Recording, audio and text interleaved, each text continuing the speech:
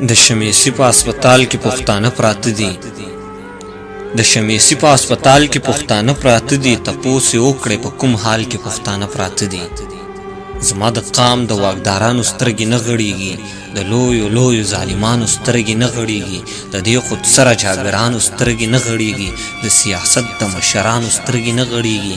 تپوس یې نشته په کوم حال کې پښتانه پراته دي. د شمیسي په هسپتال کې پښتانه پراته دي. وطن کې ومکړې مزې د مسافرو په سر، راغونډوي څومره پیسې د مسافرو په سر، کېږي لګیا دي اوس نخرې د مسافرو په سر، دي فوټپاتونو باندې شپې د مسافرو په سر. جواب نشته داسې سوال کې پښتانه پراته دي. د شمیسي په هسپتال کې پښتانه پراته دي چې د لاشونو نه دیرې د پښتنو ډکې شوې. قسم په خدای چې تلاجې د پښتنو ډکې شوې. دلته وطن کې مقبرې د پښتنو ډکې شوې. په خړو خاورو باندې خولې د پښتنو ډکې شوې. تش په متلو او مثال کې پښتانه پراته دي. د شمیسي په هسپتال کې پښتانه پراته دي.